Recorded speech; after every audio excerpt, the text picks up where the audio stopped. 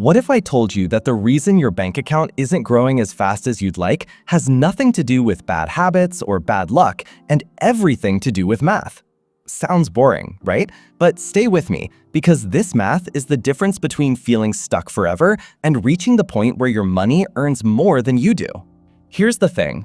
Most people who start saving and investing get frustrated in the first few years. You're working non-stop, cutting back on lattes, moving money into your investment account every month, and yet your net worth barely moves. It's like pushing a giant boulder uphill and watching it roll back a few inches every time you stop to breathe. And that's because in the early stages, you're the one doing all the work. You are the engine. Your portfolio is just a passenger in the back seat, enjoying the ride. Let's put some numbers to it. Say you have $10,000 invested. If it grows by 7% in a year, that's $700. Sounds decent until you realize you just contributed $6,000 from your own pocket that year. That $700 feels like a tip you found in your jeans, not life-changing money. But here's where it gets interesting. If you keep going, keep adding to that account year after year, there's a point where the script flips. Suddenly, your portfolio starts to pull more weight than you do. You stop being the tired engine dragging everything uphill, and your money starts pushing with you. I call this the first tipping point. It's when your investments earn more in a year than you contribute yourself. If you're adding $6,000 annually, this happens when your portfolio grows big enough that a modest market return outpaces that. At roughly $100,000 invested, a 10% return is $10,000, more than your $6,000 contribution. This moment doesn't just feel good. It changes your entire relationship with saving, because now, every year, your money is effectively outworking you. Think of it like hiring an assistant who never complains, never takes a sick day, and quietly adds cash to your account while you sleep. Now, I know what you're thinking.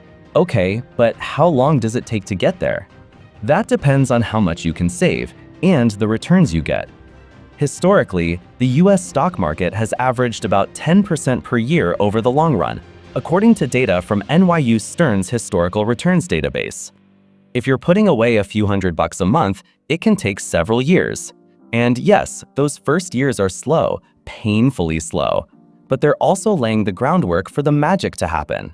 Charlie Munger, Warren Buffett's longtime business partner, famously said, "The first $100,000 is a beach, but you gotta do it." And he was right. That first 100 grand is the steepest part of the climb. After that, the incline starts to level out and compounding takes over. Here's why it feels so hard in the beginning. Think about planting a tree. For the first few years, it barely grows above the ground because it's busy building roots. You can't see much happening, but under the soil, it's setting up the foundation to grow faster and taller later. That's exactly what's happening with your money. And here's the trap. Most people quit during this stage. They save for 3 or 4 years, look at their portfolio and think, this is going nowhere. Maybe a big expense pops up, a car repair, a vacation, and they pull the money out. Suddenly, all that early progress is gone, and they have to start over. The reality is, the slow part is not a sign you're doing it wrong. It's just the way compound growth works. In the first few years, you're barely seeing it. But later, you can't stop it, even if you tried. So here's the takeaway from this first stage. Your job right now isn't to make your investments explode. It's to build the base. Keep stacking contributions, no matter how small they feel. Treat those early years like you're laying bricks for a building you'll live in for the rest of your life. Because once you hit that first tipping point, you'll realize something powerful. You're no longer the only one doing the heavy lifting. Your money has clocked in and it's ready to work. In the next part, we'll talk about the second tipping point, and this is where things really start to feel different. This is the stage where your money earns as much as you do at your job, and suddenly, the balance of power shifts in ways you probably never imagined. That's when financial independence stops being a distant dream and starts becoming a real option on the table. All right, so you've hit that first tipping point. Your money just outperformed you for the first time. Feels good, right? But here's the thing, that's just the warm-up. Because the second tipping point? That's when you start looking at your paycheck and thinking, I'm not the only one bringing in this kind of money anymore. Here's how it works. At this stage, your portfolio is big enough that the growth it generates in a good year is equal to or more than what you earn from your job. If you make $50,000 a year, a portfolio of $500,000 growing at 10% also makes $50,000. That means you now have a financial twin, another you out there earning a full salary, but without waking up early, answering emails, or sitting through pointless meetings. And the best part? Your money twin never asks for a raise. It just takes it. If your portfolio earns 10% this year, it might earn 11% or 12% next year because it's growing on a bigger base. No awkward conversations with your boss required. Now, let's put this into perspective with a real-world example. Say you're in your late 30s, earning $60,000 a year, and you've been consistently investing since your 20s. You've built your portfolio up to about $600,000. Historically, over the long term, the stock market has returned around 10% per year, according to data from the S&P 500 index, source, Standard & Poor's. That means, on average, your portfolio could be generating $60,000 in a single year before you've even gotten out of bed. This is where the psychology shifts in a big way. When your investments can cover your annual salary, you start to realize something. You don't need your job as much as you thought. You might still like it, you might even love it, but that fear of what if I lose my job, that starts to fade. And here's the interesting side effect. People at this stage often start taking more calculated risks, not reckless ones, but intentional ones. You might negotiate harder for better pay or better hours because you know you're not financially cornered. You might finally leave that toxic boss behind. Or you might pivot into a lower paying but more fulfilling career without the panic of how will I pay the bills. It's freedom, not in the sense of quitting tomorrow, but in knowing you could if you wanted to. But before you get too comfortable, I'll tell you the danger of this stage. When your investments are matching your salary, the temptation to start spending like crazy is huge. Hey, I made $50,000 in the market this year. I can afford that new car, right? But remember, markets don't go straight up. Some years will be flat, some will be down. The key is to keep your spending in check so you can keep compounding toward the third tipping point. And here's the beauty. Once you cross this second stage, the pace picks up faster than you think. If you're earning $50,000 from your portfolio one year and you leave that money invested, next year it's earning returns on $550,000. The year after, it's working on $605,000. Before long, you're looking at annual growth numbers that are bigger than the best salary you've ever earned. Think about that for a second. Your investments could eventually make more in a single year than you did at your highest paying job, without you adding a dime. That's not some fantasy. It's just compound growth doing its thing at scale.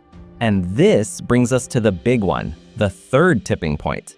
The stage where your portfolio can sustain your lifestyle indefinitely. That's what we'll cover in the next part. Because when you hit that stage, work becomes optional, stress about bills disappears, and time becomes your most valuable currency.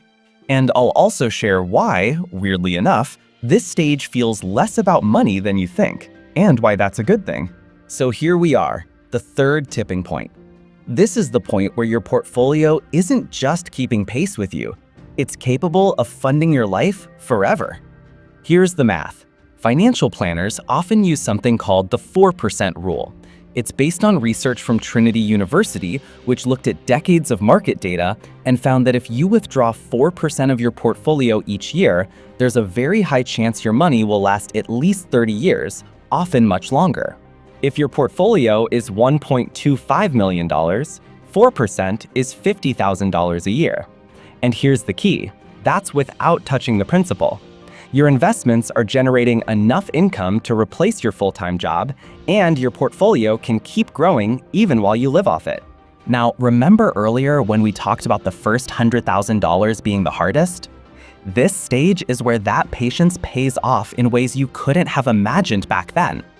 At $1.25 million, even a modest 8% return is $100,000 in growth in a single year. You could withdraw $50,000 to live on, still see your portfolio grow by $50,000, and end the year richer than you started.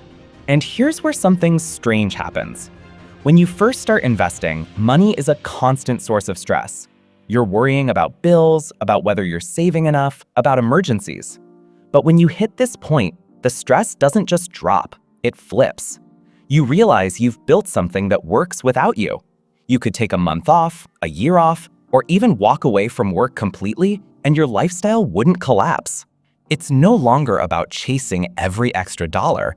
It's about asking, what do I actually want to do with my time? And the answers to that question often have nothing to do with making more money. Now, I'm not going to sugarcoat it. Getting to this stage isn't easy. You'll go through market downturns that make you question everything. In 2008, the S&P 500 dropped 37% in a single year. Source: S&P Dow Jones Indices. Anyone who panicked and sold missed out on the massive recovery that followed. Staying the course requires patience and a bit of faith in the process. But the flip side is this. Once your money is compounding at this level, it starts moving at a pace that surprises even seasoned investors. At 10% annual growth, $1 million becomes $2 million in about 7 years without you adding anything. And if you're only withdrawing 4% a year, your net worth still climbs. I've seen people in this stage who started with modest incomes. Teachers, engineers, small business owners who simply stayed disciplined for decades. They didn't win the lottery. They didn't get lucky in crypto. They just kept investing through the boring years, the scary years, and the years when it felt pointless. And that's the thread that connects all 3 tipping points: persistence. The first stage feels painfully slow. The second feels like a breakthrough. And the third feels like freedom. The common factor is that you have to stay in the game long enough for compounding to do the heavy lifting. So if you're still in that uphill phase, still wondering if it's worth it, remember this: the real magic of investing isn't in flashy short-term gains. It's in the unstoppable momentum you build over years.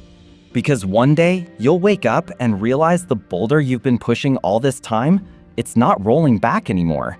In fact, it's rolling downhill, and you're the one running to keep up with it. That's the day you'll know you've hit your tipping point.